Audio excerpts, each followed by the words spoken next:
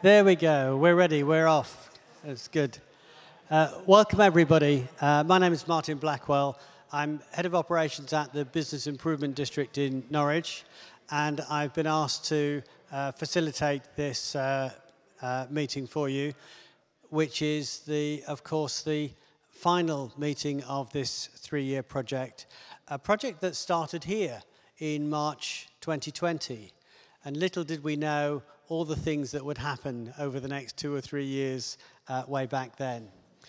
First, just one message. Please turn off your phones so that it doesn't interrupt the speakers. But we have been on a journey together over the last 3 years.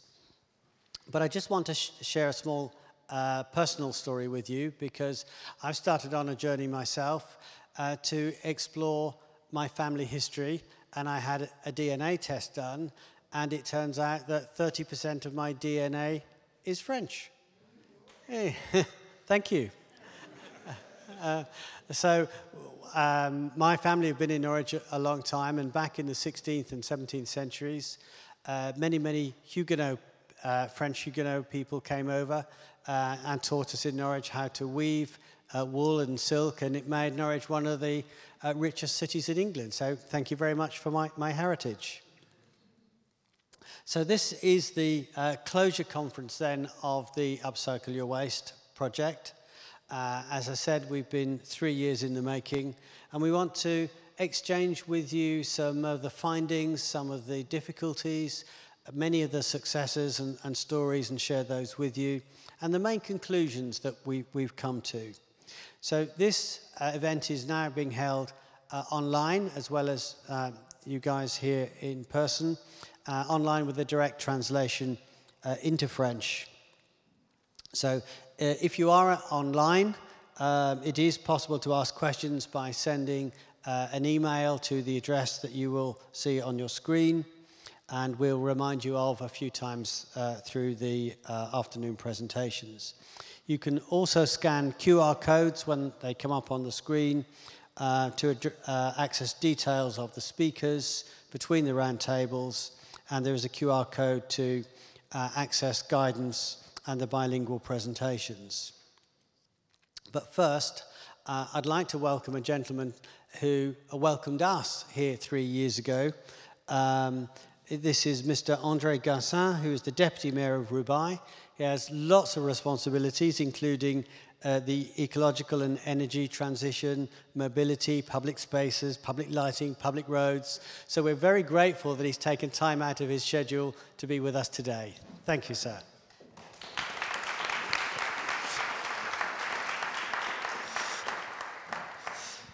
Thanks, Martin. Yes, on behalf of the Mayor of Roubaix, Guillaume Delbar, I would like to welcome you. I would like to welcome all the partners of the Upcycle Your Waste project, the University of Vives, TU Delft, The Hague, the Kent County, the Norwich Business Improvement District, of course, and the Economic House of Ostend. I would like also to welcome our twin city of Bradford. They are online, I think, so we are very happy that they can also take part to all the conclusion of this project. So you know, the City Hall of Roubaix was built by the same architect than the Musée d'Orsay in Paris. So it's a very prestigious place to host a very nice project, the conclusion of this nice project of Upcycle Your Waste. Since the construction of this city hall, Roubaix has known lots of crises, industrial crises, and in fact, since then we are fierce in Roubaix to try to make a step aside to build a new future. And so we are very happy today to conclude a project that is making a step aside and a step forward. And I hope that we will be able to continue this step forward to build a new economy. So I wish you a very successful and productive conference.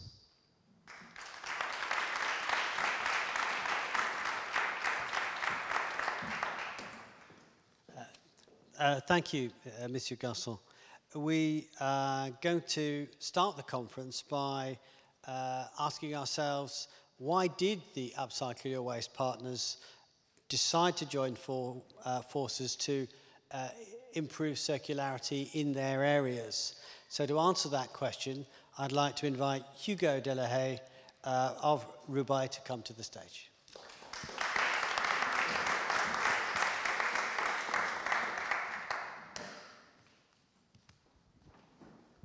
So good afternoon, everybody. I'm really happy to see so many faces today for this closure event of the Upcycle Your Waste project. This project, as you may know, because I saw some people that have been part of it, so that's great to see so many SMEs that got involved in the project, and they are attending this final conference with us today. Few days about Upcycle Your Waste. This project started in 2019 with 8 partners with different competencies and from different countries, from the UK, from the Netherlands, from Belgium, and the last but not the least, France, obviously. We decided to work together because there is a terrible finding that only 25% of SMEs waste are properly repurposed, and so that's a really low rate, in fact, in comparison to bigger companies, where they have the possibility to have more green procurements, and also they have like the organizational, technical, and financial capacities to implement much more circularity in their corporate and social responsibility policy. And so that's why with all the partners we decided to work on this specific topic about like waste from SMEs, because there is a really great added value on this specific topic. And so because we know that upcycling is also like a topic with huge opportunities to reduce SMEs waste, even if there is still present several barriers to overcome. So Hugo, tell us, how did the partners work together to identify and try to overcome some of these barriers? Yeah, so we had like 4 different, how can I say, approaches. First, it was about the exploration phase. So during this phase, we worked about introducing circular economy in our SMEs economic ecosystem, and also we tried to spread academic knowledge. So, for example, the Upcycle Your Waste Academy to the different stakeholders in our different pilot areas. Secondly, we had this data collection approach. It is when we came into your bins to collect some waste that you don't want anymore, and we think that it can be like a really valuable produce and byproducts or even waste for another potential user. And this part was really important because we were able to gather a lot of data and information about all the waste streams that we are in our territories. And third, the third approach, this was about developing and launching circular relationships. So it's what we did with the tenders, for example, and also sometimes just when we link 2 companies together in order to create like a circular loop. And the last but not the least, again, the mobilization of the relevant stakeholders and the communication. So it was all the approach when we did the different workshops, like in Roubaix, but also I know that many events happen in Norwich, in The Hague, in Helmond, in Kent, and also in Ostend, for sure. Yeah, it was when we communicated about this project with all this event, a newsletter, guidance, and so on. Okay, so to explore that in more detail, I'd like to invite Patrick Krom from The Hague and Emil van der Vuurie from Vives to join me on the stage, please.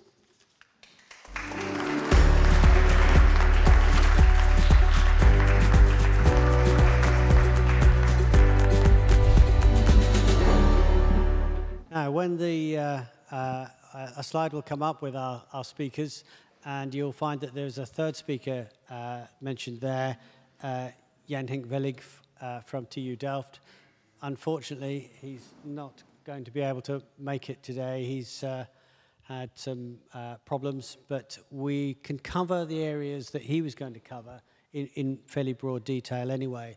So this roundtable discussion, what we want to look at are to focus on some of the reasons why, as partners, we decided to focus on upcycling business waste, and we'll look at some of the barriers we encountered, including legal aspects, the joint procurement opportunities, and the way we persuaded SMEs to get involved in this project, and 3 years later, what we've achieved. So,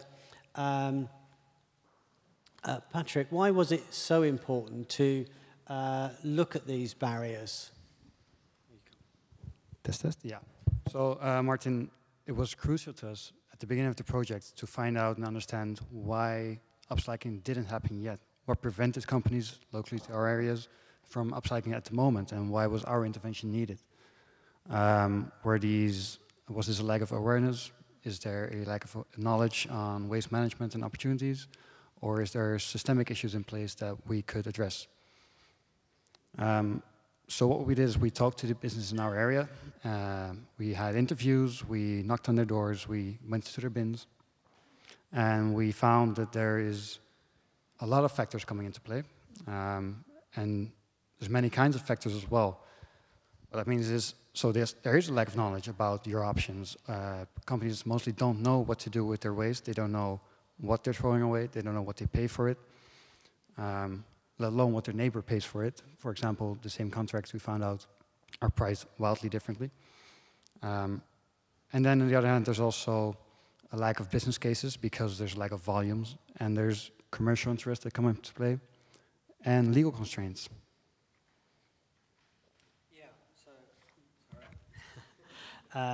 There are, the legal issues that you mentioned there. So, just taking the context of that, what did we find? We found that the legal issue is something that works on multiple levels, right? So, what you see is that the way our current waste legislation is written is more of well, I don't want to say old-fashioned, but it's not geared towards the future. Our current waste situation. Yeah. So what we see is the legislation is written so that waste is being disposed of properly and neatly and being kept away from society instead of being seen as a resource. Us as local authorities, we play a role in commercial waste management, but not as much as we can play a role with domestic waste management. So we can try and support initiatives, we can promote the circular economy, but there is a certain point at which our commercial waste competence stops. And that is because it's a privately operated market, and there are state aid reasons, complications that come into play at that point. So what happens is that, for example, the competence that we do have is to enforce proper separation of waste, commercial waste that is. But the capacity to enforce that, to make sure that waste is properly separated, is based on a risk-based assessment. So that is the most dangerous materials get properly separated instead of a volume-based assessment, which means in turn that the most easy to handle materials such as cardboard, plastics, etc., that would normally constitute the best materials for a business case, volume-wise, are not separated properly for most companies, unfortunately. So we cannot enforce that capacity-wise or very much legally so. No. But we do see that companies themselves could organize themselves into, for example, a collective to start to pay more attention to that degree of separation that we're looking for. Indeed. So there's still a fundamental issue that it's considered to be waste and not a resource. Okay, thank you. Emil, looking back at the findings from the pilots, which we'll discuss in more detail later, could you talk about some of the areas where we have been able to lower the barriers? Yeah, of course.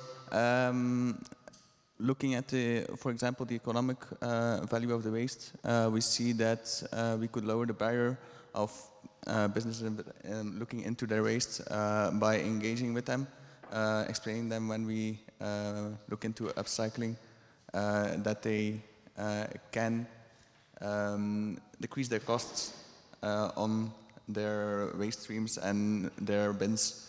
So that's one of the examples where we see that we had a positive effect on the economic value of waste. Looking at that, there are also some difficulties and successes in engaging the SMEs and in all other activities well within the project. So there have been some good points and some bad points during the project. Yeah, absolutely. And Jan Henk would have told you about some of the audits we did, and in Norwich we did it under the snappy title. We said to SMEs, "Can we put our head in your bin?" And they seem to like that phrase. Okay, thank you. Let's then think about some of that feedback and just ask if there are any questions in the audience where you want to know more about the learnings. If you do, you can go onto the website. A lot of the material that we've learned, we've written up into reports, and it has been published. So you can download the various evaluation reports together with the guidance note for upcycling solutions.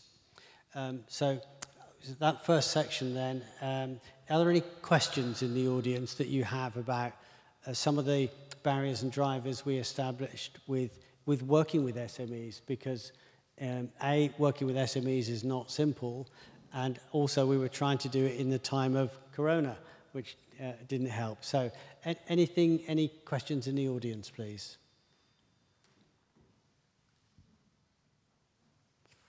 Oh, yeah, there's a gentleman here.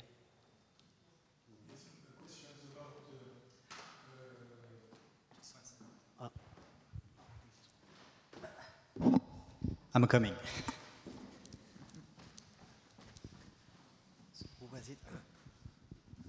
I spent all of my life to protect environment all around France, and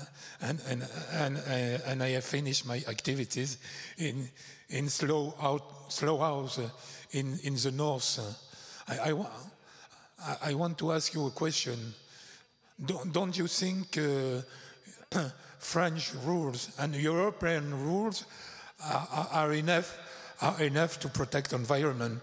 Because at your level, the level of political local, you haven't the rule to protect environment, because these rules depend of states, and certain rules are penal rule, and it's a system, judiciary, with administrative rules, which the responsible is the height of the rules of this area, the préfet. Well, what do you think of the situation? Do any of you gentlemen would like to start on that one? Is your question that the responsibilities are at a different level of jurisdiction? Far from for me to say what the French legislation is, because I'm from the Netherlands myself. I can speak to a general example, and that will be that there is still a lot of room for improvement there, of course. What in the Netherlands will happen is that the current waste legislation is being written into a circular material legislation strategy. So that means that we're not looking at as waste anymore, but as materials. Of course, there are environmental factors coming into play, and the proper authorities concerned with that are also represented in the partnership, by the way. And that will have to be an interplay of actors together, but it requires a whole sector engagement. And I think when we did the research looking at UK legislation, I think it would be fair to say that it hasn't caught up with trends and some of the techniques that are available to treat what was waste and turn it into a resource. So the legislation's, is finding it difficult to keep up with technological innovations. And of course, doing a project like this is that we can give those signals towards high-level governments, etc., to start paying attention to that more, giving practical examples. Yeah. We've had a question online from a city who says that they want to start promoting upcycling for SMEs. What should they do first? How should they start a dialogue? Emily, would you like to take that one? Yeah, for sure. Looking at the city, we see that businesses always want immediate solutions. So when you go to them, there really needs to be some personal contact with the SMEs. Otherwise, you don't get them engaged in the project or in circularity as a whole. And what was the second part of it? And how to start a dialogue? That is mainly going to the SMEs, explaining the project, explaining what are the advantages of upcycling, and then that's how you start a dialogue, and also by giving them existing examples of upcycling, so they really see that it's worth it and that they can even profit from it. Yeah, and we're going to come on in the next roundtable to look at in more detail about how to engage with SMEs, but Yeah, speaking for ourselves, or maybe for the project itself, the different pilot regions that we looked at, the level of advancement for each and every SME collective is very different. So to us in The Hague, the companies that we looked at were just step one or even further back. And it's really important to invest time and resources into building a relationship, and like you said, to give proper examples to make it a bit more concrete and practical into what's possible. But that takes time. Yeah. It takes time and commitment. It certainly does, and we'll come back onto that. And sorry, any further questions? Yeah. Okay. Yeah.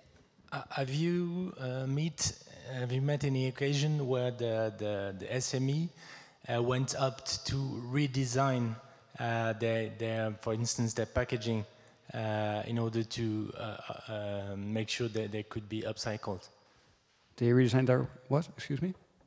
Yeah, the redesign of a packaging system in order to allow some better recycling. Us personally, I haven't, but I know that's part of the legislation that's coming up to look better at what is coming in at the front of the design stage of products instead of the waste phase of products.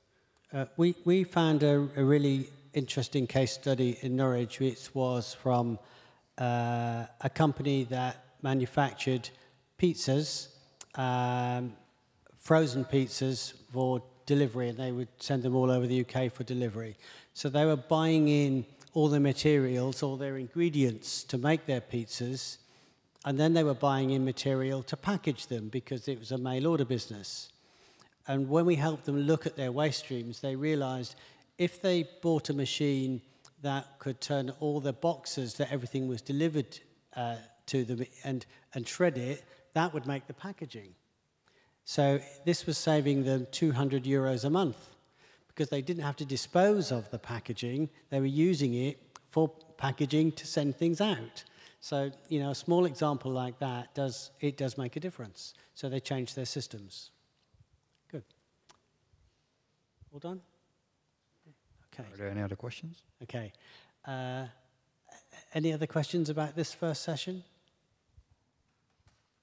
Well, that was very good and some really good questions. Thank you. You stopped and you've made us think. So, gentlemen, I'll let you escape back to the floor now, and we'll move on. Thank you very much. Thank you.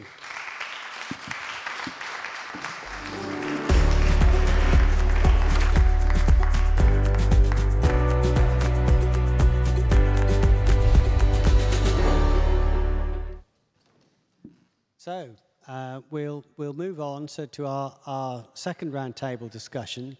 And in this next phase, what we're going to do is to start to look at practical solutions that were put in place by partners to actively engage with their SMEs and accompany them towards a more circular business case. So again, on the website, you will find written up a detailed report on the business case. So we're now going to look at engagement with SMEs and the different and best ways to reach them, how to think about setting up collective procurement to facilitate upcycling, and how to promote upcycling initiatives themselves. So I'd like to now welcome onto the stage, please, Anne Twilt from Eimund, Hugo again from Roubaix, Jan Polly from Ostend, and Rob Robinson from Kent.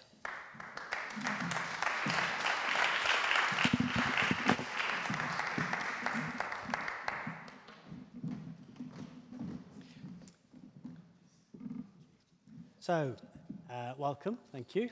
So in the previous session, we focused on some of the barriers and opportunities that we saw across the 6 pilots. And there were 6 areas that decided to pilot different activities. So let's find out some more about those pilots. So when we wanted to facilitate these upcycle initiatives at a local level, let's first consider the steps that need to be taken. How do we gain insights into the opportunities that we have, and try and learn a little bit more about each of the way the partners proceeded to, first of all, to collect data, because the data has to be the basis for moving forward. So, Rob, do you want to just talk through the way you tackled this? Yeah, absolutely. Very comfortable seat, by the way. Yes, just, I suppose there is a broad commonality across the partnership that in order to understand some of the solutions at the end, we need to understand what the problem is at the start. And as Hugo rightly said, if actually only 25% of businesses' waste is even thought about being recycled, let alone repurposed, then there's clearly a problem. So as a program, we knew that broadly there was going to be an issue, but what we didn't know was that in each pilot area, because of the nature of the areas being slightly different, we didn't know actually what the local problem was that was going to need to be addressed. So the easy thing would be to say, we'll do the same thing across every single area, as we know that won't necessarily work. So most partners had, or all the partners had a standard methodology.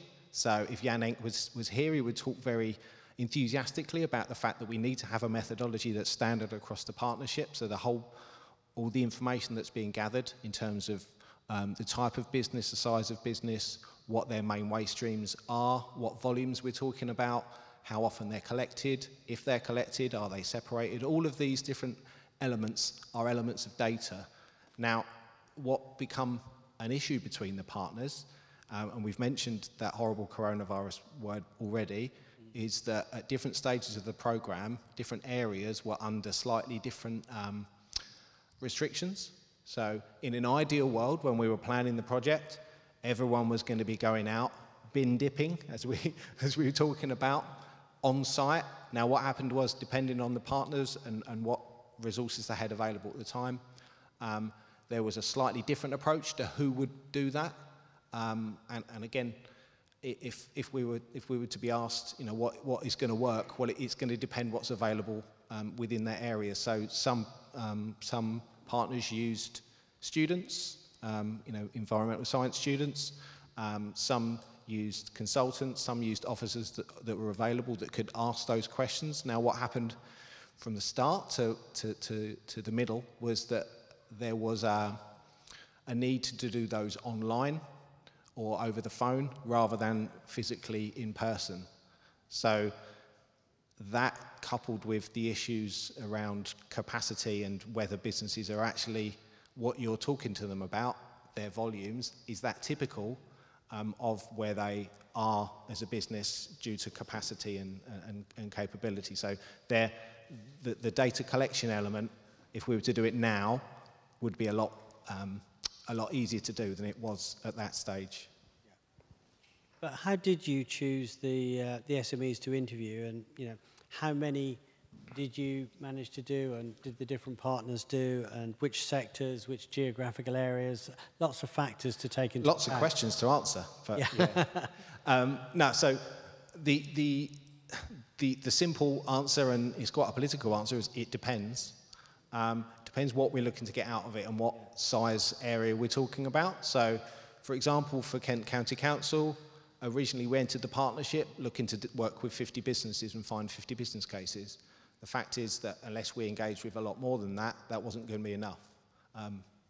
So we actually did, I think, 132 waste reviews and audits, barrier reviews and audits, and even then, to find the solutions that we needed or the types of businesses that are going to offer a solution, we've had to do even more of that. So Rich, who's here today, and Ellen, we basically tasked them to do a lot more engagement, run some more events, to get businesses that were not just interested, but that they had the volumes and the waste stream mixes available that were going to offer solutions. So that's what we did. I think with Roubaix, for example, here, it's a city and there's thousands of businesses here, but some of them are very small micro businesses.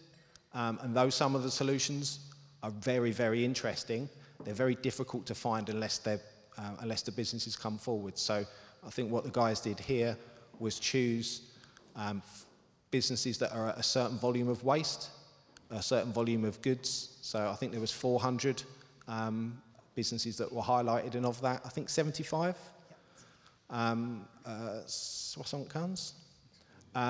75 come forwards, and the guys did a full, as Emil was saying earlier, did a full review with those businesses and saying, right, what is it you've got? What solutions can we come up with?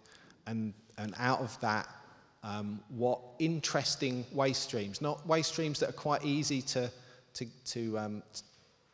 deal with, but ones that are slightly more novel, ones that would actually 100% be thrown in the bin, because they're sort of slightly different. And I think that the competition route that the guys in Roubaix took as a challenge was a very interesting one. And I think, as a concept, that's quite an interesting one for maybe guys going forwards. Yeah.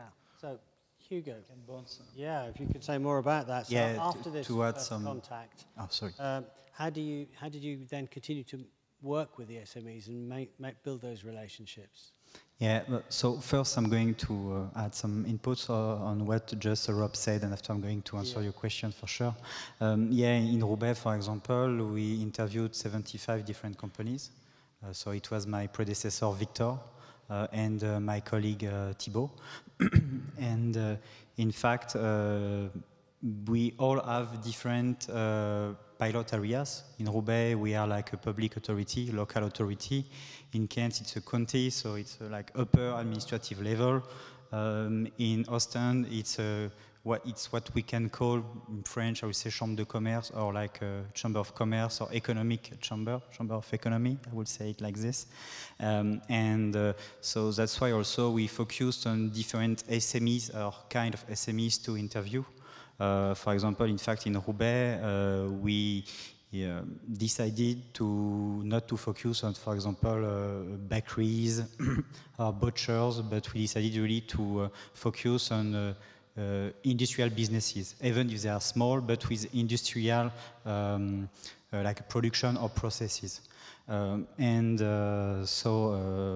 it was something that we wanted to do. And also as a local authority, I think we didn't have a lot of added value working, I only speak for Roubaix, on really common waste that can be taken or like collected by like usual waste collectors. So that's why we focused also on really specific waste streams where we can really have an added value. But it was a choice of Roubaix, but I know that some partners, for example like Eamond, they did like a really great job with the waste hub, but I'm not going to spoil it now. Okay, so now the question, it was how we kept the contact and we went even further with the SMEs we interviewed.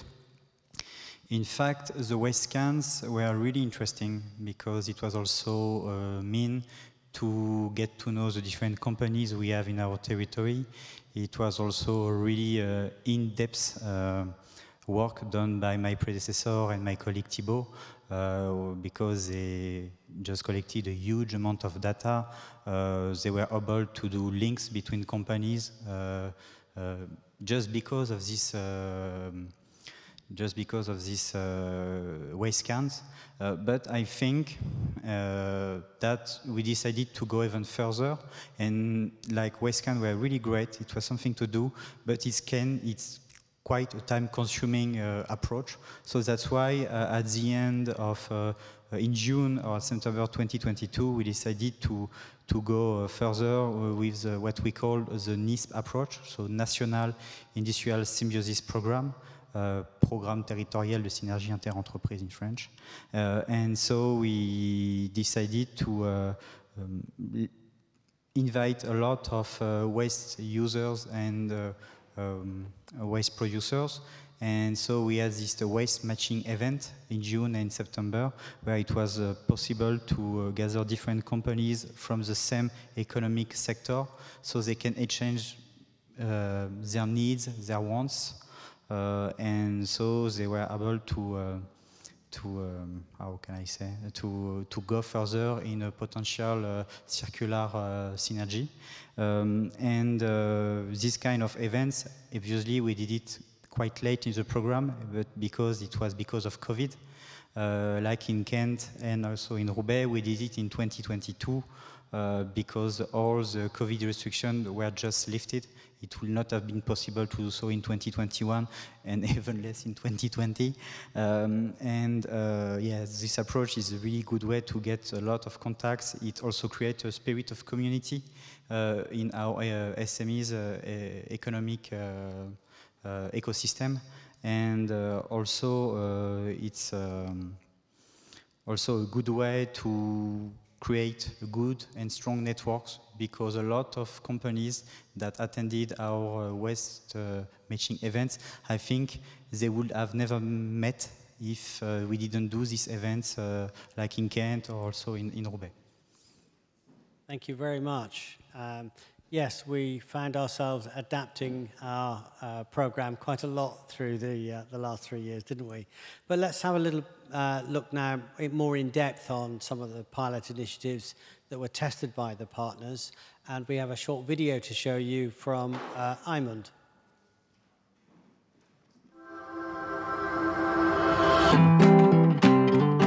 We zijn hier vandaag bij Eamond Werkt, op bedrijfsterrein De Trompet in Heemskerk. En dit is de plek waar Greenbiz Eamond samen met de Biz Trompet een pilot rondom de reststoffenhub is gestart.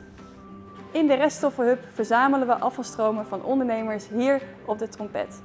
Die afvalstromen komen in 1 collectieve container terecht die door GP Groot wordt opgehaald zodra die vol is. Het belang van deze pilot is dat we veel beter gescheiden grondstoffen kunnen inzamelen. En van gescheiden grondstoffen kunnen weer nieuwe mooie materialen gemaakt worden. De pilot is interessant voor ondernemers in het gebied omdat het hen helpt om hun afvalstromen beter te scheiden.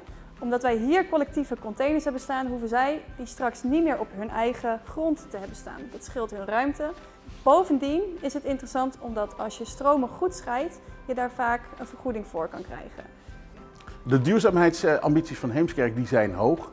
Daarom zijn we blij met een duurzaam bedrijventerrein als de Trompet. En we willen heel graag dat er ook meer en andere duurzame bedrijventerreinen komen. De pilot wordt goed ontvangen door ondernemers in het gebied. Ze zijn blij dat we hen helpen om hun bedrijfsvoering te verduurzamen.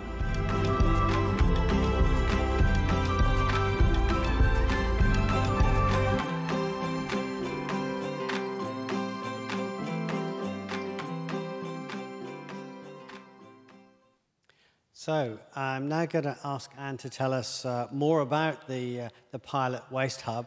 But if you could do it in English, please, that would be very helpful. Of course, I will try. First of all, it's always fun to see your own face on the big screen. See if it's on.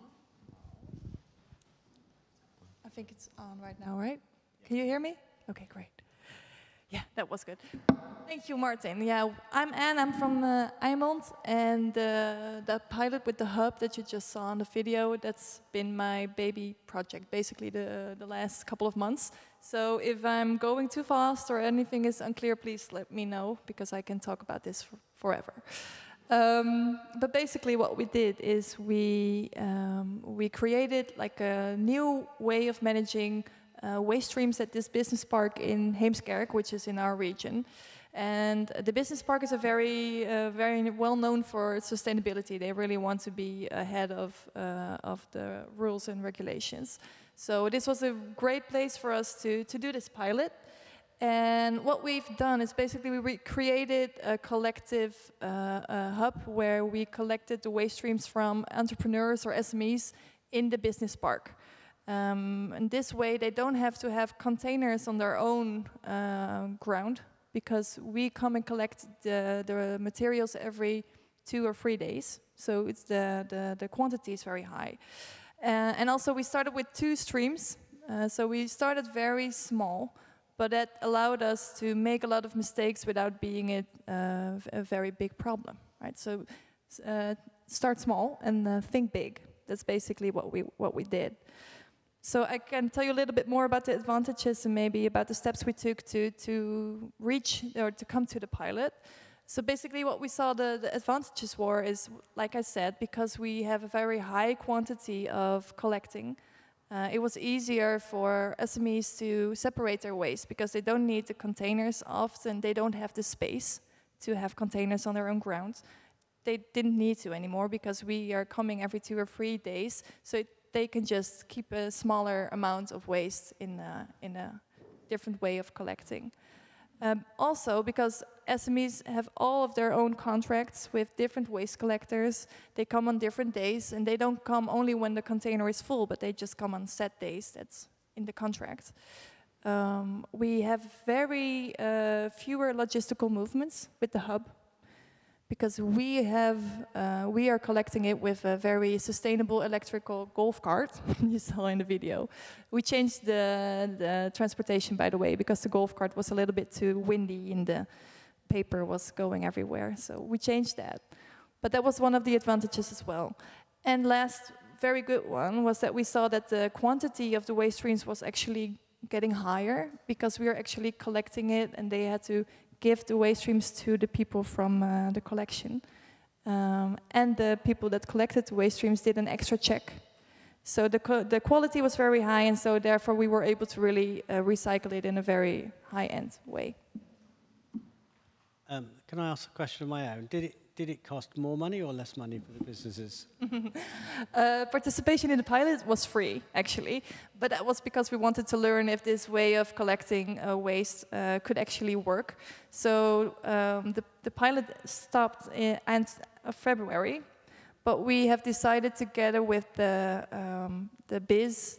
business park management, that was our partner in the project, that we wanted to continue, because the people that were involved, the SMEs, they were very enthusiastic about the pilot, and so was park management, and so was the municipality. Yeah.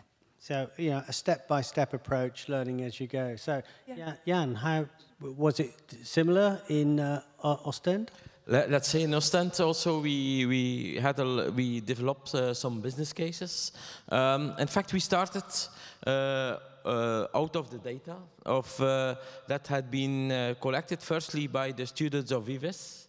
And then on this, we continued this methodology by visiting the companies, and also we made also there the waste stream analysis. And based on that, we could collect a lot of data.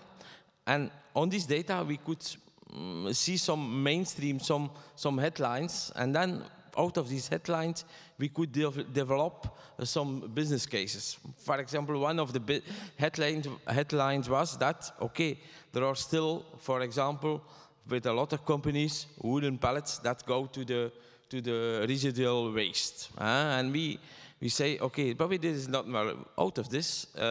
We make a study. Can we develop, for example, an own waste collection, or there are alternatives or already initiatives that exist that we can adapt or that we can contact just to do it? And for example, we did it with the wooden pallets, and then a company now is still collecting, a private company is still collecting the wooden pallets in some companies in Ostend, and we can still make quite an advertising publicity of it, so that they still continue to do that. Same. For example, we work together with the hairdressers. Hair is something that is going to the residual waste. But we after some research, we found out that there is the Hair Federation is already collecting hair, but not in Ostend. So we adapt this to do this in Ostend, still existing, and so it's making their working field a little bit wider for the Hair Federation, but also it helps to take out hair out of the residual waste for quite a lot of hairdressers. Same also for tires. We saw that bicycle tires, that they are all going in the residual waste stream. So we contacted an organization. But then we have also some other other approaches, like for example with the polystyrene. There was nothing for that, but there was already in our city, and we did not know, a social economy organization that was, let's say, upcycling the polystyrene. So we organized with a social economy organization. We organized a tour, so that a pickup tour, so that the polystyrene is packed up in the companies, and we brought it to the company that's upcycling it. So I think we can see that leadership is really important here. Somebody has to take the lead to support SMEs. Yeah. Do you have any practical tips that you can offer any municipality or local? Yeah. What we found out, what I tell, there are a lot of things that already exist, and probably we do not know, or not. They are not, okay, because they are there, and they are not widespread because they are not in the mainstream media. And then by finding out, and you can contact and bring together the partners, the different companies, you can different organizations. Excuse me. You can upcycle, and you can reduce residual waste. Yeah. Other partners, any practical tips you'd like to offer? Yeah, I would like to add to that. What we saw is that it's very important to have the personal connection with the SMEs in order to get them involved. Yeah. So what really helped for us was we started, before there was a pilot, before there was a hub, we did inventory analysis of the waste streams with SMEs at the business park. Yeah. And we didn't do it, luckily for us, there was no more Corona, so we could actually visit them. We brought cake. So we could make friends a little bit. Yeah. And we really Cake always works. Yep. Cake works. It's a good tip. Yeah. Very practical too. So we did that, and then during the pilot, we also really tried to keep them tagged on. So we went to them, asked them how it went, if they were enthusiastic or not. So I think the personal touch here is very important, and also we didn't just pitch our solution, but we really asked them about their needs and what they wanted. So I think that's a very important one as well. Yeah. Rob, anything you'd like to add? Yeah, promise it isn't scripted, but it just builds on what Anne's just said. So buy-in, so at any level of politics or any levels of engagement, you need to actually understand and see from a business's point of view why they would want to be engaged. And the whole thing is about relevance. So the relevance is either something good is happening, or there's an ability, it's already a latent capacity, or there's a good solution that's local. So engaging with that solution, with those businesses that are already early adopters and doing good things, the key, if we were to do it all again, would be to engage and do a thorough analysis as possible with what's happening on the ground already. Engage with those guys, work out how best to get them more local supply, and sort of almost work it backwards, because the only way of getting buy-in is for people to understand what's in it for them. And what's in it for them, we've already said, is the environmental benefits, but also the cost benefits, social value benefits. We're talking about, social enterprises. It's a real community thing, and I think if it's on a real local level, then having little pockets of activity can really inspire other similar areas that can go, I want a bit of that. That's what we should be doing. So almost making it a mini competition between different areas might also be a useful thing for business parks, for example. Sure. Yeah. Hugo, yeah. Yeah. So thanks a lot for these tips, and I totally agree. With you on the different aspects that you just mentioned. Yes, in fact, as a local authority, I think that it's something that we must not forget, is that we are speaking with economic actors. So something that we will see as really valuable, sometimes it means almost nothing for big economic actors. And so that's why we really have to work as a facilitator, trying to do the best, giving the contacts or the details of a company that can help them. And so we really have to not to forget that, in fact, a lot of companies, for the moment, and I think it's going to become more and more, it's going to be like way bigger problems in the next decades, like waste management. And but yes, for many companies, for the moment, waste, yes, they already have a usual waste collector. Everything is fine, and so that's why we really have to show them also that managing their waste in a better way, it can help them for their corporate and social responsibility policy, but also on the economic aspects. Like, for example, in Roubaix, it's something quite interesting, but like I'm going, like we have our two deputy mayors about like economy and also sustainable development. In Roubaix, the circular economy team, in fact, we are between these two departments because we are also involved in economic development, but also in sustainability and zero waste approach. So that's why we think that if we want companies to get involved in the circular economy approach, we really have to market all the tips that we can give and all the events also as eco-friendly, obviously. And also, but also a tool to improve their annual turnover. It's what I just said at the beginning. 3 to 8% can be saved on SMEs waste management if we had a better upcycling policy in the small and medium enterprises.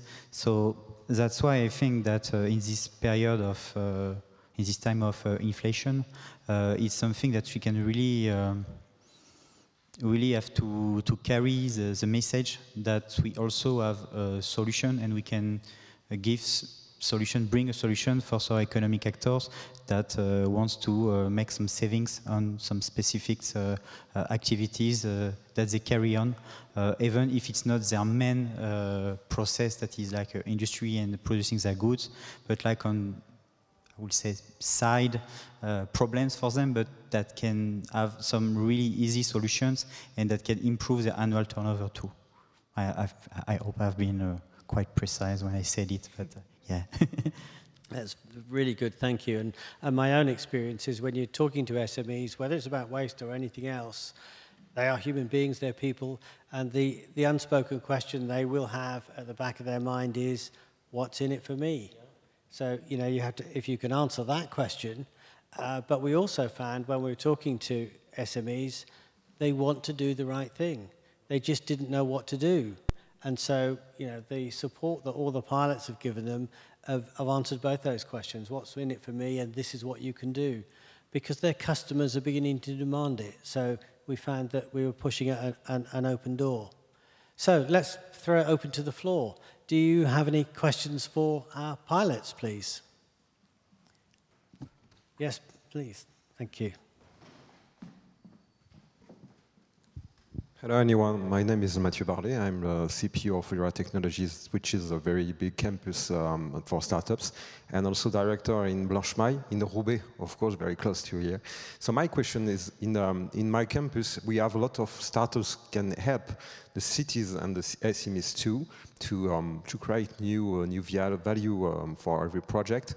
And I would like to know how is it in Kent and in Belgium too? Do you have partnerships, relationships with startups from your country? Yeah, great question. I think that the key is that I suppose traditionally business support, certainly within the UK, had been for businesses that are established, that can have 3 years of accounts, therefore they can get extra loans and everything else. I think what's happened in the last sort of 3-5 years with the financial crisis and everything else, and the fact that a lot of businesses have got some innovation and some really good ideas, but without possibly the capital to start, there are more opportunities now with maybe not to the extent that you've got in terms of a proper incubation hub, but that idea is certainly supported in different areas a little bit more maybe than it had been, and there is some funding through Innovate UK, which is like the government organisation that looks at new businesses and startups. There needs to be more. I think that's key, is that we really need to be changing the discussion to what solutions can be found through these sort of small, new, agile businesses compared to businesses that have been part of the problem for a number of years. So I think the answer to the question is there is some support and there is some collaboration, but there always can be more. There are pilots happening where you have got smaller businesses being mentored by larger businesses, where you know, they've got access to financial advice, to link into other directors and things like that. So I think it needs to happen more, and I don't know what necessarily happens in other areas, but certainly there's more links with universities and things as well in terms of incubator hubs and smaller business support. Thank you. What we're doing in Ostend, in the Economic House, we have a department that's supporting startups to develop and to go to their first business phase. And we, of course, with the project Upcycle Your Waste, we developed some expertise, expertise about upcycling, about circular economy.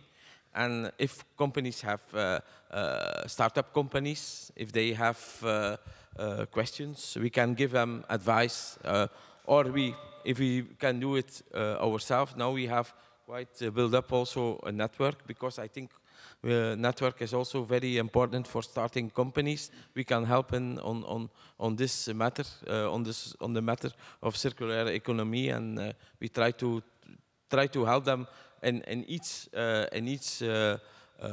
let's say part of the startup of their business.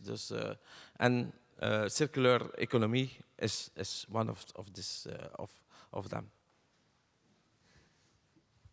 Just to add on as well, I think Erna would shout at me if I didn't mention it. You know, we have been trying to point businesses towards the academy page as well, so they can get a basic understanding of where it could fit into their business model. So the fact is, you've got small businesses or businesses everywhere.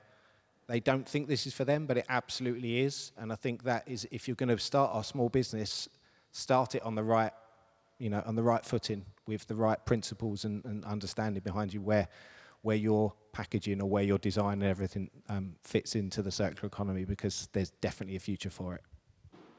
Yes, I think it's a really good idea to point people towards the academy with these, short courses that people can do that last about 45 minutes, and an introduction to the circular economy is a good place to start.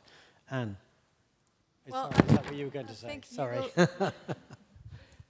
Hugo is trying to get our attention, but if I just can add one more thing, because I know that the question wasn't really directed to me, but if I were to grab back to the concrete and tips that we could give, what we really noticed with the pilot at the business park is that we worked together with the local business. It wasn't a startup, but it was a local business that was collecting the waste for us.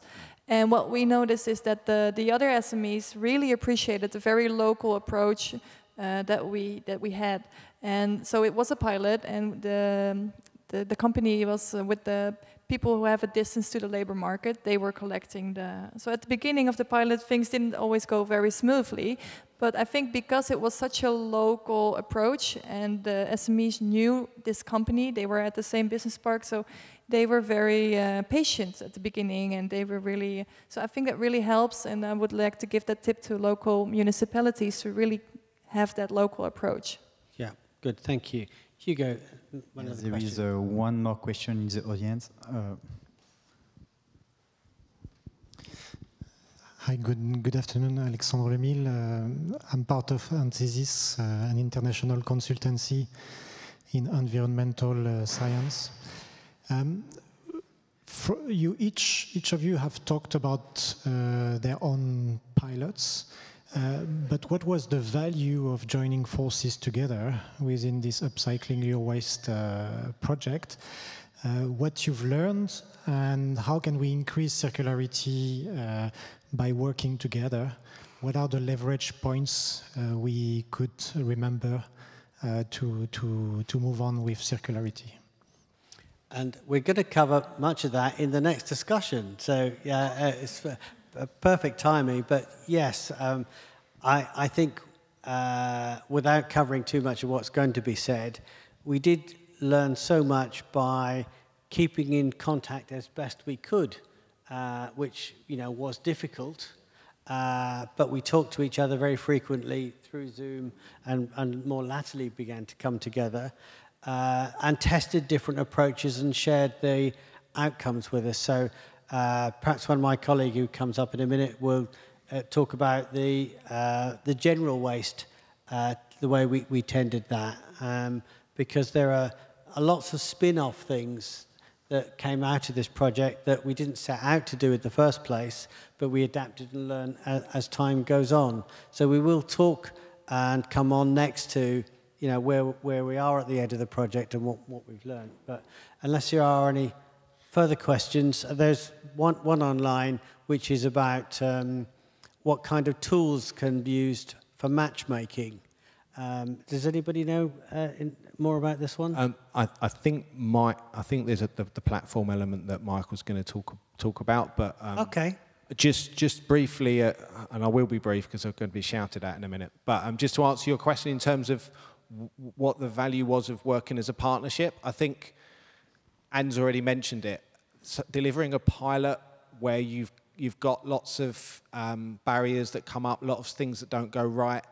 It's a lot easier to wait for someone else to do that, see what they learn, and borrow the good bits, than doing it all yourself along a number of, you know, if we'd have wanted to, each partner could have done all of the different options and you know, attacked lots of different scenarios at once. It would have taken a lot more resource, and also it would have taken a lot longer.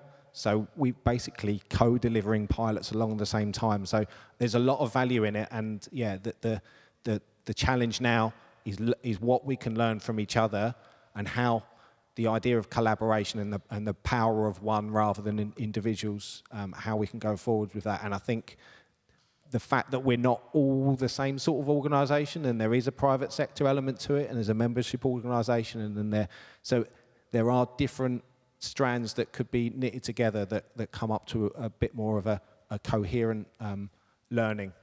So hopefully that helps. Yeah.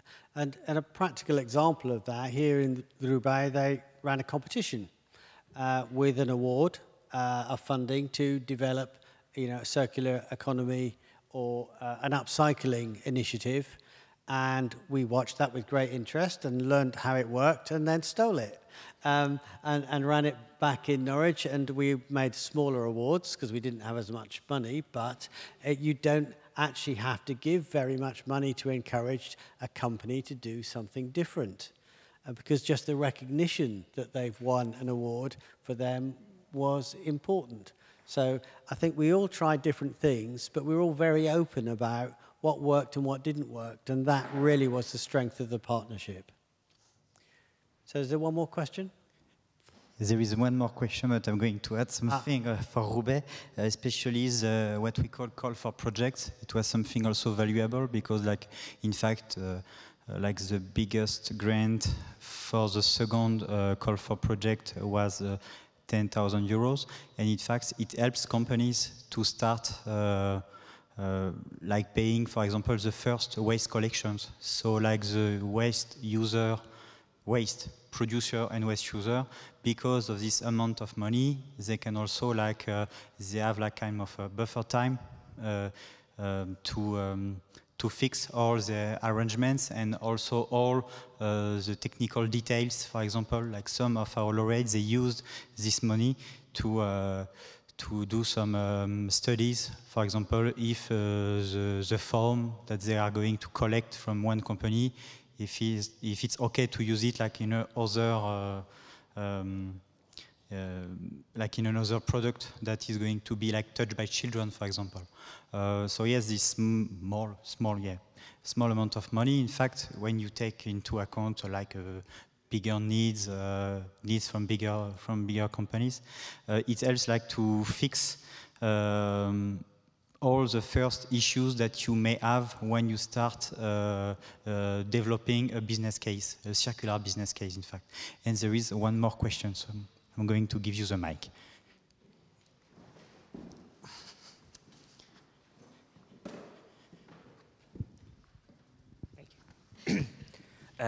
I had a small question about the logistics a little bit. So we've seen we can get quite creative with logistics within business parks with electrical golf carts.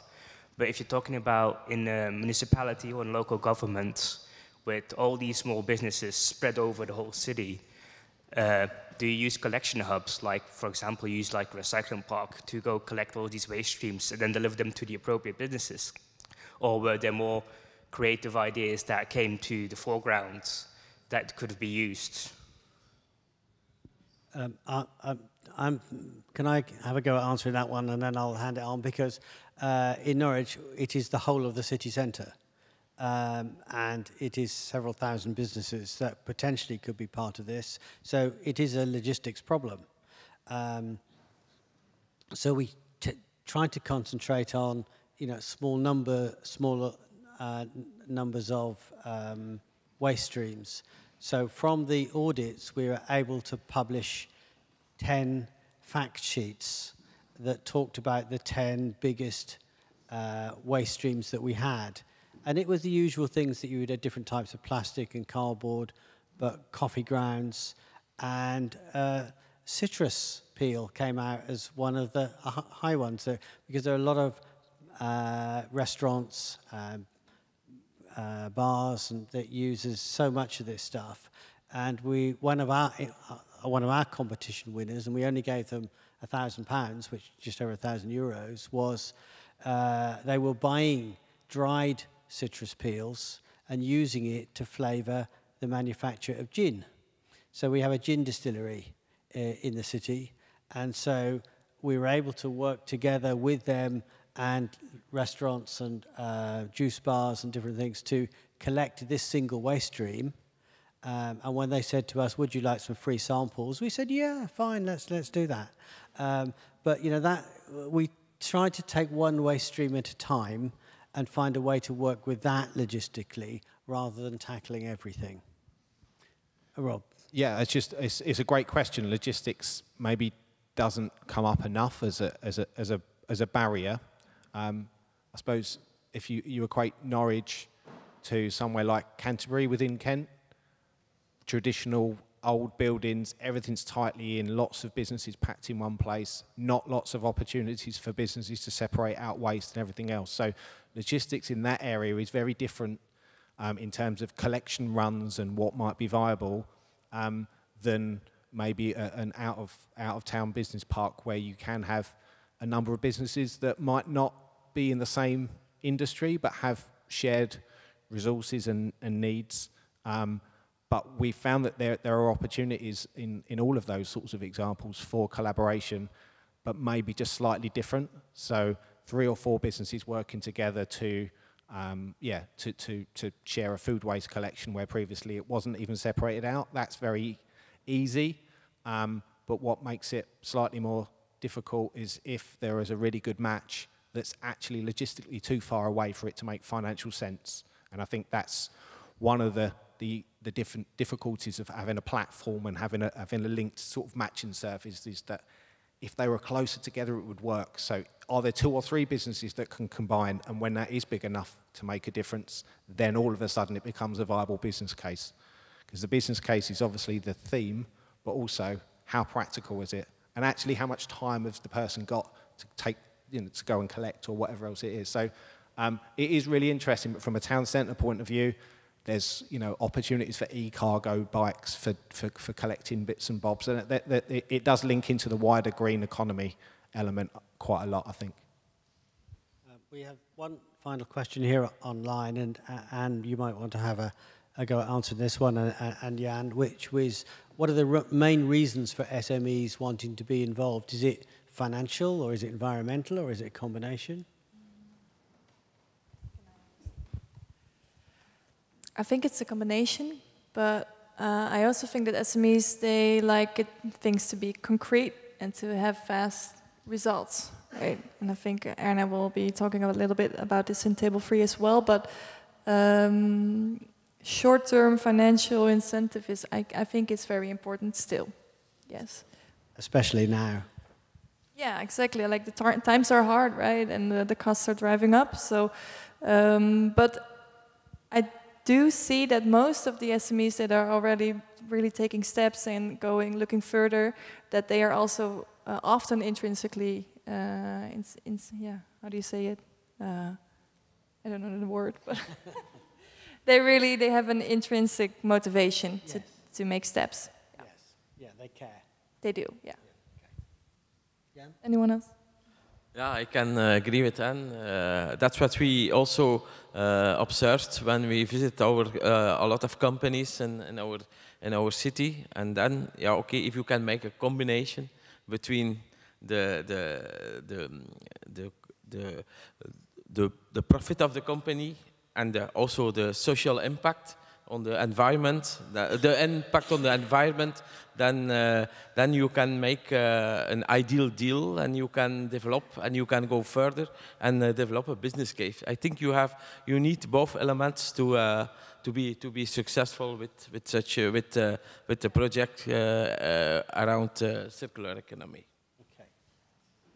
And maybe one last thing, it really helps to put them on the stage as well and give them the attention that they deserve for the steps they've made, really give them some extra pat on the shoulder. That's a really nice point, yeah. Put the spotlight on them, yeah. Thank you. So I think we'll draw a conclusion to this roundtable. Thank you very much for your participation and some fantastic questions. Thank you very much. Thank you.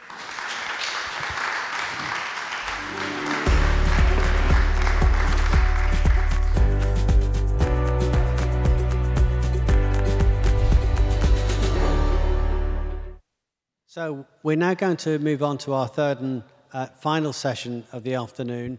So this next roundtable focuses on the situation now at the end of the project, looking at what will last from it, what will the longer-term benefits be, what outputs can we continue with and can be disseminated, the challenges we faced, and the sustainability of the pilots. So we talked about sustainability in the sense of how can we continue the really good work that we've started, and what are the opportunities for the future.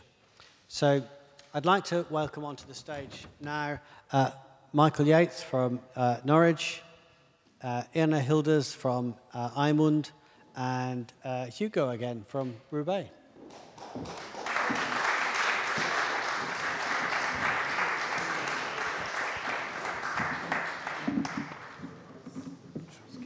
So sustainability of these initiatives then. So we're at the end of Upcycle Waste, which is very sad for us because this is the last day of our last European project.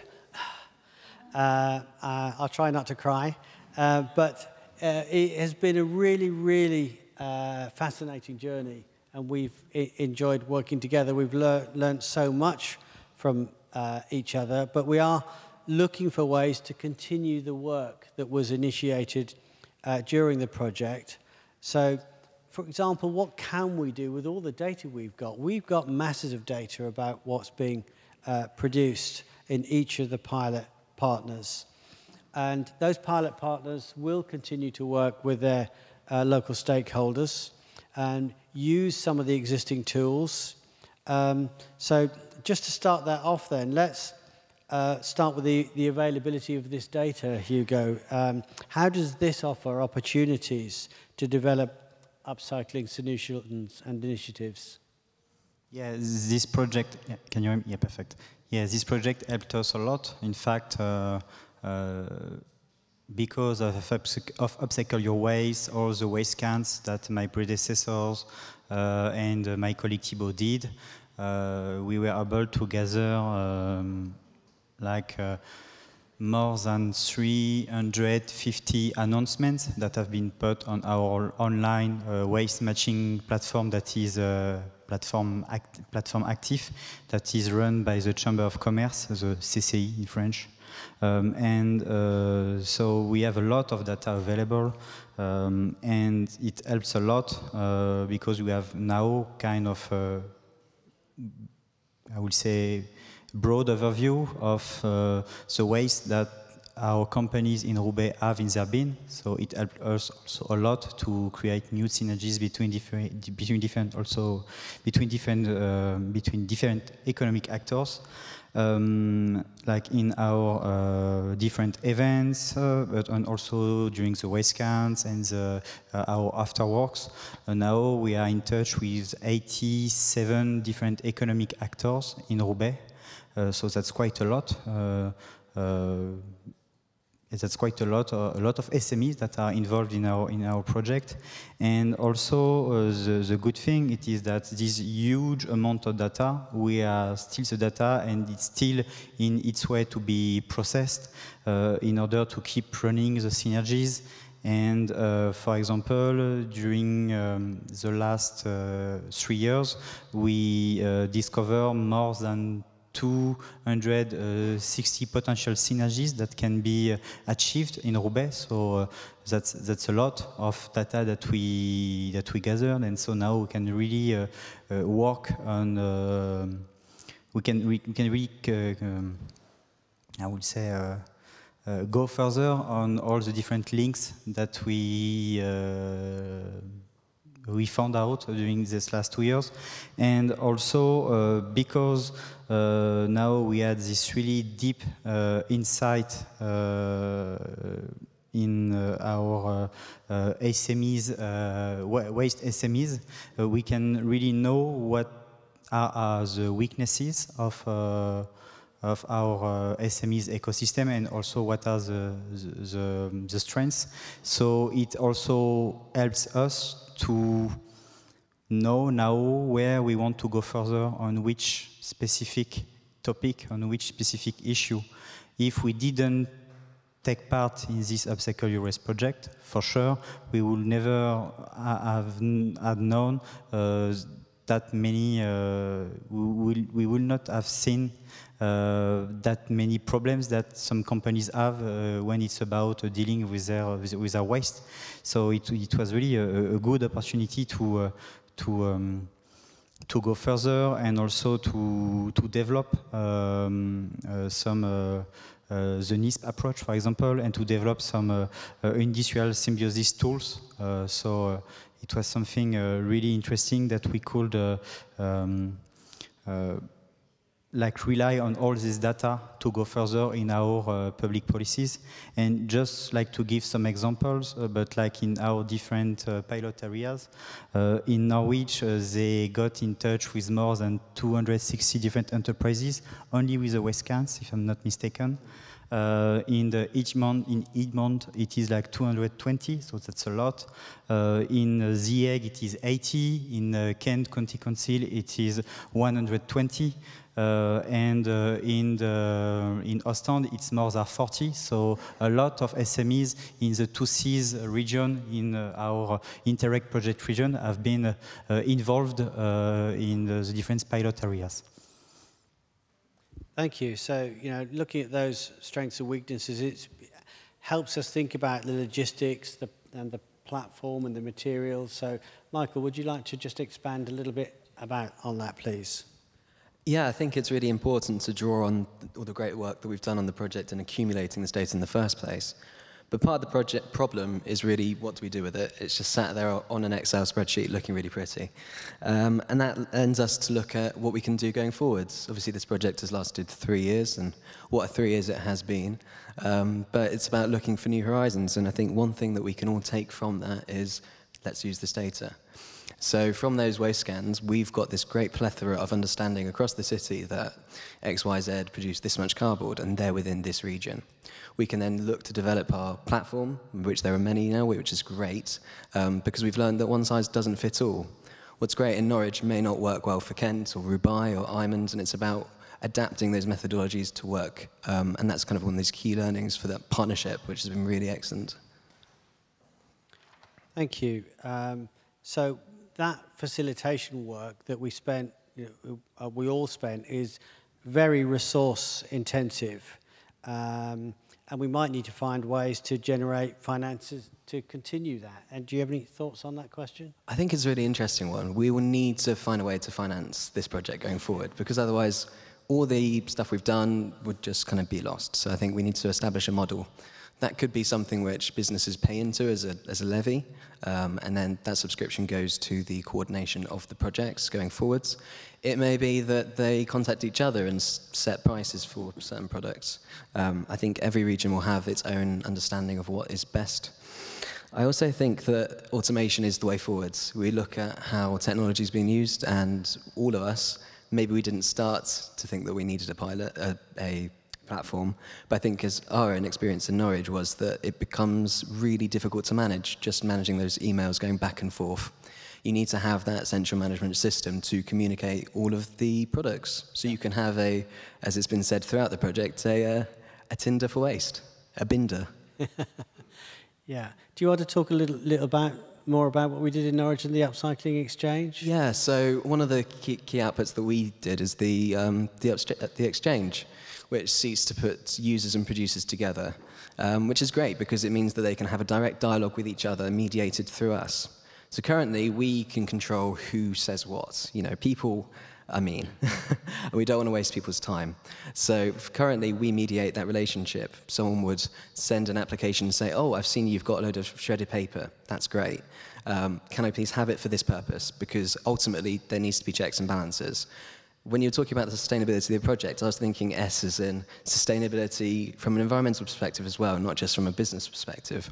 And I think we need to make sure that we know where that waste is going. We have that duty of care, even if we're not a broker, so to speak, and we don't carry those waste transfer licenses. We need to know that we're doing the right thing, because otherwise, what are we sat here doing? We're not having that tangible difference made. So that's what we've done in Norwich, but across the partnership, everyone's been doing stuff, which is great. I think you've already touched on your platform, which is fantastic, and it's been really great at connecting people. On top of that, we have the Upcycle Your Waste platform, which almost has two strands to it. There's the education side, which is great for SMEs who want to learn a bit more about sustainability and what they can do in their own businesses, as well as the actual platform which we've now recently launched, which is fantastic. That really touches on those 5 key themes. It's really an information exchange which looks at all kind of different aspects of sustainability, whether it's inspiration, what can you do with your products, what can you do with your waste. You might not need to give it to someone for you to be able to repurpose it, like we saw with the pizza company. It might be about looking at different people who can help me on this waste journey to repurpose and upcycle what I've already got. It could be about connecting different organizations, knowing that there are companies out there which can take my waste and do something more sustainable with it rather than it just being sent to general waste. And there's also technological innovation. How can technology provide us with a more sustainable future and help all these businesses along the way? Yeah, really interesting. So as partnerships, we did put together the business case for upcycling. It is published. It is available for you to look at. It's on the website. But Anna, just handing over to you, there are a number of things where you've had experience in this. So much, no. Yes, we did some pilots in our area. But first of all, I would like to say that joining this project, Upcycle Your Waste, brought us a lot of learnings. And we have embedded circular economy in our policy of our organization. And that is for us the most important wins we have. And speaking about platforms, we have developed during the last 3 years a working group with SMEs. And they adapted this project, and they are helpful to us because we found in our office, we can think of all kind of things, but they know what works and they know what they need, and they help us further. And it's a fantastic group of people, and yes, that's where we bring projects further with.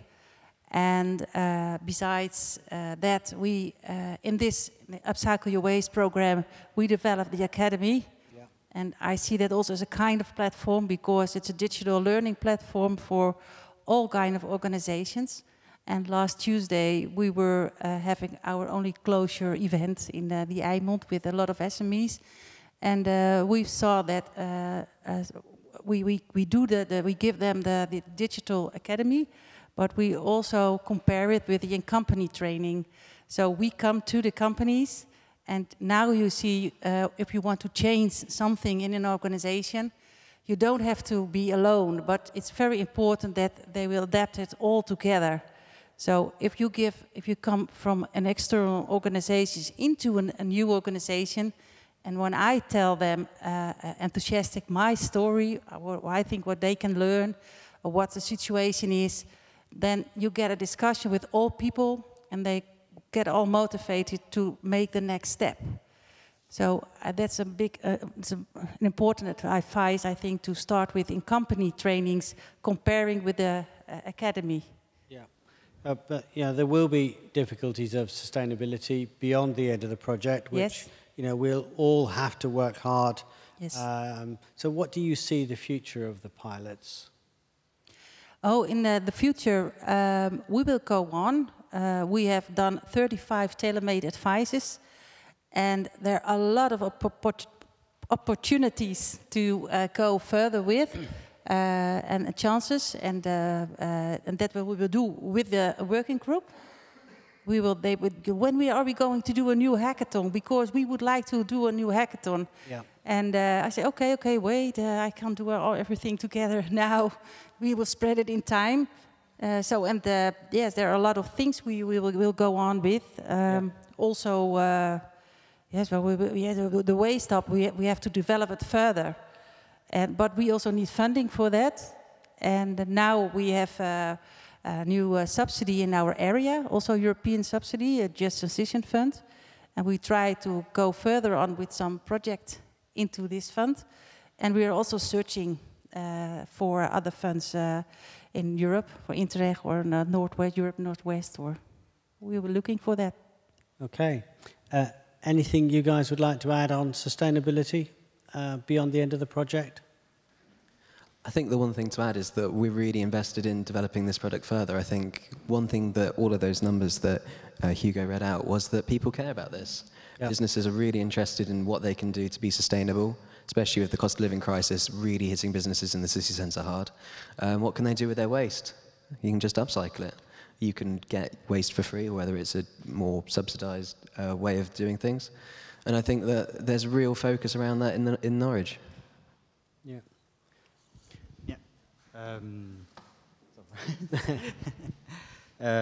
Yeah, in fact, yeah, sorry, I was a bit lost. Sorry, I was dealing with some technical issues, so I was not listening because of technical issues, just to make things clear with everybody. Well, online on site.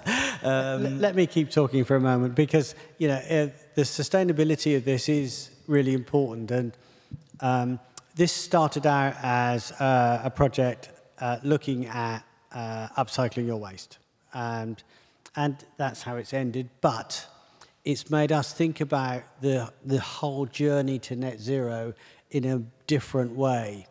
And while we were in the middle of this, the way a business improvement district works, which is our organisation, you draw a line on a map, and every business within it, and that's a business that pays local property tax, is potentially a member of our bid, but at least every 5 years, which for us was last year, we have to go back to that business community and say, here is our new business plan for the next 5 years, will you vote in favour of it?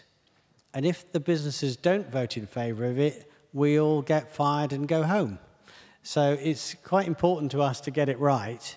But in 5 years before that, talking about sustainability wasn't really on the business radar. This year, they were talking to us about it. It is much higher up the agenda of every business, whether they're an SME or not.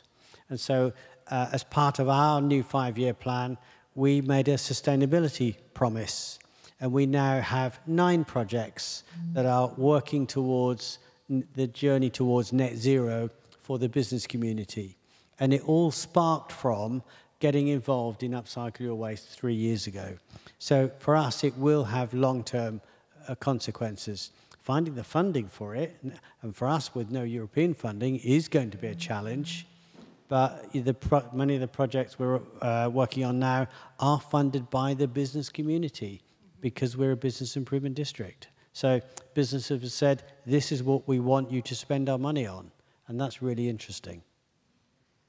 Anything to add? Yes, maybe I can add something. Because what we saw at in the Trompet, at the waste hub situation, there also was a BIS. There is a BIS. And the last half a year ago, there were new voting, was a voting moment because the 5 years were left. They used the waste hub and the facilitating of that to get all SMEs enthusiastic to continue the BIS. So it's a win-win. Yeah, absolutely. Anything to add on sustainability of the projects? Yeah, so like as I said a bit before, Upcycle Your Waste is gonna last, in fact, after the end of the project. Like all the tools that we developed, like the active platform, also the waste matching events, what we call the Atelier Synergie Inter-Entreprise, the Meet the Markets events. We're gonna do it one more time for sure. And also like the the Upcycle Your Waste project also helped us to try some policies. And for example, the call for projects, we know that worked really well, what didn't work that good. And so I think that all these learnings, findings that that we discovered during this project, now we really have to reach new heights together.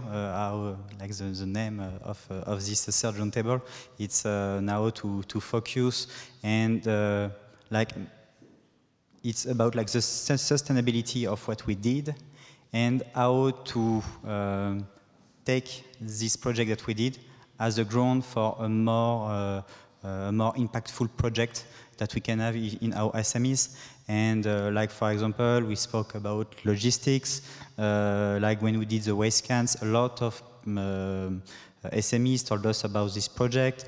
Also, a lot of findings about small waste streams. So all these small things, small feedback from our economic ecosystem, now we can really go further, and so it also helps us to know in which direction we want to go now, on which specific topic and issues we really want to work, and we need to focus on if we want to develop sustainability and circular economy in Roubaix, but also in different pilot areas.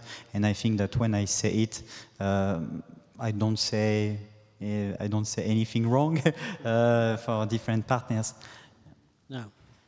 Michael, would you like to just tell people about the Buyers Club concept that came out of this? Because while it's not upcycling your waste, it is important with the sustainability aspect to it, and it came out of this project. Yeah, one thing I was going to say as well is that one of the key things for me that we got out of the project is getting people to talk about sustainability in a way that is accessible for them. We don't need to worry with scopes 1, 2, 3. It's about what they can do, seeing that tangible difference, their rubbish going out the door, becoming something new. That's the story here. But like Martin said, we have or are developing a Buyers Club, which came out of this project. The premise of the Buyers Club is that as a bid, we will be able to procure items on behalf of our business community in a way which are the most sustainable and environmental forms of those products. So we can get rid of single-use packaging. We can get used to the single-use cutlery if we provide them with a resource which can then suit all of these different purposes. That has come off the back of this directly. We understand the influence that we can have in the city centre through this engagement, and we now have this database of 750 businesses which we've interacted with across the entire project, of which many have said, yeah, we want to do something, what can we do? Well, if you can't upcycle your waste, if you don't have much waste, great. Maybe it's just doing something like choosing a product in the first place which doesn't have that waste, which doesn't have that single-use packaging, and that's how we're going to really try to make a difference in the city. Yeah, thank you. So, if everybody's done, yeah, Anna, yeah, and then a small thing. Yep. I know that when Jan Henk was sitting here, I really would make some advertisement for the waste management guide he has made. Yes. And it's a very important tool, a small tool, a few pages, and you know as an SME how you can start being more aware about your waste streams and how you can separate and where you can find help. The haves and you don't, the do's and you don'ts are there in this document, and it's I think it's an attractive document for SMEs as well. Yeah, okay. And because there was someone who already especially asked about the tools, there's also the big guidance from Roubaix, and there are also some small tools. The legislations, for example, very important guide, a tool as well. So go to our website, upcycleyourwaste.com. Absolutely. Hugo. Say yes, in fact, as Erna just said, you can find all these documents on the upcycleyourwaste.com website. In the QR code that you may see in the next slide, there is also like access to the guidance in Dutch, English, and French, and also the bilingual presentation. So all these tools, documents are available online. When I was not listening, to be honest with you, because I know that I'm recorded and it's going to stay forever on YouTube, But anyway, because I was checking if our colleague of the project, Janenk, could manage to come for the end of this conference. Sadly, he cannot. But I really want to tell you that he developed really like a methodology about like the waste can, and you can find a lot of really good tips if you are like a local authority and you want to do the same approach as we did. And there is also the QR code with his LinkedIn, so you can reach him and you can send him a text or just add him on LinkedIn. And I know that he's going to be pleased to answer all your questions. He's someone really talkative about his job, really passionate. That's why I was like checking if he can come, because I know that his speech would have been a really, really great added value. But anyway, yeah, that's he won't be there for the end of the conference. But yeah, because like he works also for TU Delft. So I won't say it in Dutch, but like it's a University of Technology of Delft, so in the Netherlands, and they worked a lot about circularity based on sciences. So I would say like about the methodology and also about like processes and materials and products. So this university, this partner was also really valuable in our project to have like this scientific point of view, like also Vives did, like they are here today for our project. And that's also why the European project is really interesting, because we can like mix different competencies to go even further in circularity. Okay, thank you. So again, let's throw it open to the floor and see if there are any questions in the room. And if there are, Hugo will run over to you with a microphone. Any questions for us about the sustainability of the project itself and where we go next? Or have we answered all your questions as we've gone through? We have one question online. What would we do differently if we could do it all over again? My answer to that would be try and avoid a project in the middle of a pandemic, but you know, you can't always guarantee this. So anything you'd like to add to that one? Anything we would do differently? Yeah, I'd second that. I think the COVID pandemic didn't make things any easier. But I think having those businesses along for the entire ride was really important for us. And I think there's something that we didn't really understand the importance of at an early stage. We almost had two phases. We had the pre-COVID phase and we had the post-COVID phase. And some of those businesses we'd interacted with pre-COVID, BC, before COVID, weren't there with us at the end, whether they lost interest or were not able to perform their businesses properly. And I think that were it not for that pandemic, we'd have had a lot more engagement throughout the project and it would have been a lot easier. Continuity. Yeah, we'd have had that continuity across. And I also think putting on those events that we did across the second part of the project was really beneficial. And I think that if we were to do the project again, we'd start with those ingrained in that program. The ecothon was a fantastic success. We stuck up a big tent in a local park and asked a load of creatives, do something with this, see what comes up. And from that, we managed to generate business. So I think, you know, that was a really good stimulus for the project. And that's how we relaunched it, really, post-COVID and made it a thing. Yeah, so the hackathon, or we called it an ecothon here, was, as Michael said, in a circus tent in the middle of a field. And people came for 2 days, and we just gave them a pile of rubbish and said, do something with it. And the engagement and the enthusiasm and the drive and the creativity was astonishing. And you also ran a hackathon, I think, didn't you? Yes, we copied it from you. We've learned from you, and then we made our own hackathon. Yeah. Yes. And for us, the things we would do differently, about the question, that's, I think we spent the first 1.5 years a lot of time in investigating what methodology will we use, do we understand each other, maybe it's part of the project, but I think we can do it a little bit more faster if we. If I think about that. The legislation was very complicated, and some things you really would like to do together, but sometimes you don't have to do it together because we are too different. The policies in the different countries are too different to cooperate, and then you have to make some point you have to do it yourself, and but that's learning as well. So that's And I think one of the key lessons was you cannot do better than sit in a room together to discuss things, and that's one of the things that really did slow us down. That we just couldn't spend time together over the first couple of years, and a Zoom call is not the same as sitting down over a cup of coffee. Hugo. Yeah, as Martin said, in fact, the COVID was a big issue in our project because Zoom calls, when you want to work as a project team, it doesn't help.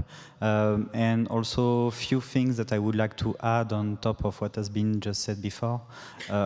For example, in Roubaix, I know that we would have done the waste matching events, the Meet the Markets events before. Like not in 2022, but in 2021, if we had the opportunity to do so, but it was impossible because of COVID. So that's why also it's kind of something that, nobody is responsible except the COVID itself. But it's really important if you want to, and I'm speaking more to local authorities when I say it, it's really important to also understand the needs of your SMEs and your economic ecosystem. And so that's why if we would have had the possibility to do these Meet the Markets events way before 2022, we would have discovered much more synergies, I think. And also, we would have been able to understand a lot of problems, issues that Roubaix SMEs, also like pilot areas SMEs, they face in their daily life, I would say. I would like to say, really take into account what SMEs think, what is their main problem. So do not hesitate to organize this kind of big event, waste matching event, or like issues events where you explain all the issues that you face about where SMEs can explain all the issues and concerns they have about implementing more circularity in their industrial production, for example. Yeah, and so I'll just echo a comment from earlier. If you get SMEs together for the networking, give them a cup of coffee and cake. Okay. Any final questions from the floor? Just put your hand in the air. If not, I've got one question I want to ask all our partners, and this is going to include Emile. The microphone will come to you, and Patrick, and Anne, and Rob. What will you miss most from the cooperation over the last 3 years? So let's start with you, Hugo, and then we'll bring these guys in. What will you miss most? Oh, yeah. Like this kind of Zoom meeting with bad Wi-Fi connection when I'm remote working. It was great. It was, a great moment of camaraderie. So yes, but like it was a joke, as you may imagine. But I think that was really interesting. It was like these cross-border approaches. Like for example, I was really impressed by some activities that some partners developed. For example, it was really interesting what you did in Norwich. A lot of like your sorry, I just forgot the word. But like your Norwich Upcycle Exchange, also the approach you did in Egmont was really nice. Like the Waste Hub, to be honest, it was something brilliant. As a French local authority, we cannot get involved that much in our waste management. We are much more a facilitator. For example, in Roubaix, as a local authority, we are not a private actor or like a kind of environment agency. But yeah, it was it's a really, for example, like the waste what you just did in Egmont, it's something that really need to be disseminated in different local authorities, in different countries. It would help a lot to develop circular economy in Europe. Thank you. Michael? I feel like this question is a bit more pertinent for us in Norwich and Kent, because national politics has dictated that this is our last goodbye. So I think that's going to be the biggest thing. It's this partnership working. It's the ability to say things wrong in many different languages and play the English fool. But we also get to learn a lot from these other areas. And it's not just what they do. It's also what can we learn from a business perspective, from how we run our own business, how we involve ourselves in SMEs, and I think that's been a big takeaway for us. Yeah. Anna, what will you miss most? You, Martin. Correct answer. Yeah. And would say that, I know. No, but I think the inspiring each other and to call each other to discuss about some ideas we have, and did you already deal with that, or just to inspire, to make each other enthusiastic, to learn from each other. But I know we will continue, and we know where we can find each other, and I already have some dates with Jan Henk, and I think we will have a date also in the coming years, so we will have contact. So Emil, would you mind passing a microphone down? Yeah, thank you. I think first of all, we will miss the British. And then as well, we also, when we did the interviews, we got to know all the different pilots quite good. When we did the monitoring of all the pilots and get to know what everybody was doing. So to see how it happened in every different pilot, it was super interesting. For example, I found it super interesting what Roubaix did with the challenges, how you approached the tendering in a different way. I found that quite innovative, how you approached that, and just the partnership in general. Yeah, thank you. Patrick. Thank you. Yeah, just to clarify, I'm not a technical expert on the circular economy at all. I'm just a humble project manager who just so happened to have a much more hands-on role than expected, together with my colleague Lien, by the way, who's in the back and who's had a tremendous impact since she joined us. So yeah, normally more process-oriented, but we couldn't have done it with a better group of people. Very inspiring to learn about the possibilities that are there and the opportunities that await us still. Yeah, right? So with that being said, thank you so much. And this is what the project has been about, the exchange that we had, how to help ourselves get better at doing this. So thank you so much. Anne? You're welcome. Well, no, I think for me, obviously the working together and the inspiration part, it's a big part of it. And also what you see is that if you talk about sustainability with SMEs, lots already being done in the energy transition part, right? But when you talk about circular economy, most of the time that's what it is. It's talking about it, right? So what I really enjoyed about this project is being surrounded with people who are actually doing stuff and learning. And maybe it's not perfect yet, but it's activity-based. And that was really refreshing to have people surrounding me that are actually doing the work. So I really want to stay in touch and keep updated about what you guys have achieved and are doing. Thank you. And finally, Rob. Well, Anne's just stolen everything I was going to say. Sorry. Yeah, so very, very similar. I think what we'll miss, and what we're missing today, is Jan Henk and his 7-foot smile. So yeah, there's a lot of the thing that we will miss as a partnership. I think are multiple meetings per week where we sat down in a room or in a Teams call, and we have to talk to each other about what we're doing. I think the fact that as a partnership, yes, we can continue conversations, but business gets in the way, other projects get in the way. So I think one of the take-home messages is that we have achieved a lot together, but I think we can continue to do that and share ideas and achievements.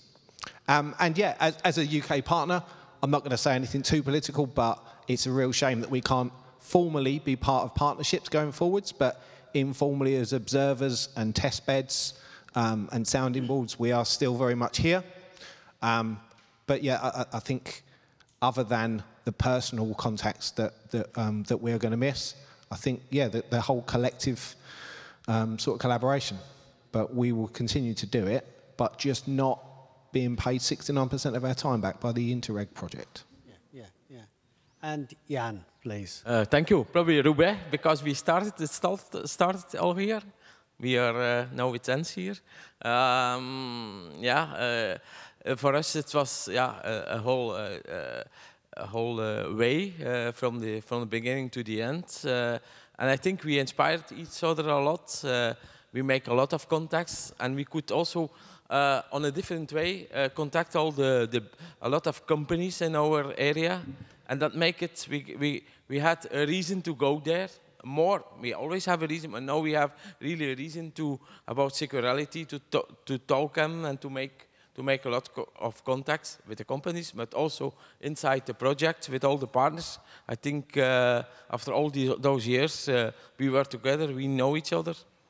There was COVID, yes, but although there was COVID, we could do a lot of things, and I think everybody can be happy with the end of this project and all the things we achieved with the project. And probably there will be, I heard some other people, but there will be after project also for the partners together. I hope so. Yeah, thank you. And a final word from me. The question was, what will the partners miss from the cooperation? And I think it was a genuine partnership, and the partners worked very, very well together, and the cooperation was there throughout. And so while the projects come to the end, I think everybody's agreed probably the cooperation has not, and we will continue to stay in touch and work together. So final word of thanks, please, from me is thank you to Roubaix for kicking this off 3 years ago, for hosting it today in this wonderful building. We've thoroughly enjoyed ourselves this afternoon, so thank you for your hospitality. But I'd also like to thank Hugo Brouwer and Taco Pompa, who initiated this project 3 years ago, for Patrick and Lien, who's sitting at the back there, for making the project work over the last year or so, but also to Nicholas Muhlenbroek from the Joint Secretariat, who is here today, takes time to come to these meetings, and has been tremendously supportive. So thank you to you all. That's it from us for this afternoon. And Hugo, what next? Yeah, what next? I just want to add a small thing. Yeah, thanks a lot, Nicolas and the 2C Interreg project, because I think that maybe not everybody in this room can, and also online, can understand how this kind of European cooperation helped us to develop these policies, because we get fundings, we get many activities financed by the Interreg 2Cs project. And so because of all these tools that the European Union and the Interreg Fund gave us, we were able to develop some public policies and go even further that we may have done if it was only locally and nationally speaking. And some words about where we go now. So I'm going to say like a bit in English, after in French, to be like totally sure that it's fine. Just before that, I want you to just put your hands together to thank all our speakers today, because they've put a lot of work and effort into this, and I want to say thank you to them. So thank you.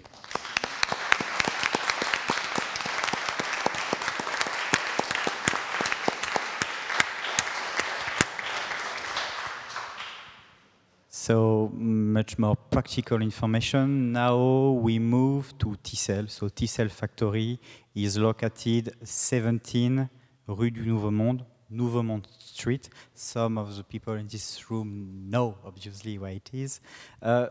You can see like some QR code that I put here here and also like in the corridor.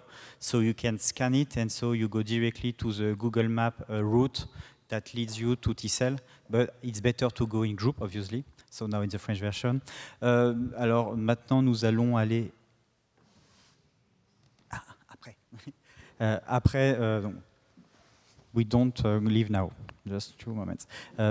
So in French now, en français, on va aller à l'usine Tissel pour une visite. Donc c'est à 20 minutes à pied maximum, en prenant en compte l'inertie d'un groupe quand même. It's about 20 minutes from here by walk. C'est 17 rue du Nouveau Monde. Il y a I give you the address that you can find with the QR code available on the doors. Pour aller, c'est l'itinéraire de Google Maps. You will follow the Google Maps direction. In English again, for all the people that were equipped with translation headphones, please give it back to us if you don't go to the visit in Tissel, because so there is. So we just put it on the table over there, and so I can take it, because like the visit in Tissel is going to be held in French but translated in English. Donc oui, je disais, alors maintenant pour les francophones, si vous avez des casques, merci de les remettre sur la table là-bas, parce que nous on va les amener à Tissel, parce que la visite à Tissel sera en français, mais traduit en anglais. Donc pour nos partenaires européens, on a besoin de récupérer tous les casques. C'est tout, j'ai rien oublié par rapport aux casques là-bas? Parfait, voilà. So thanks a lot. And Erna.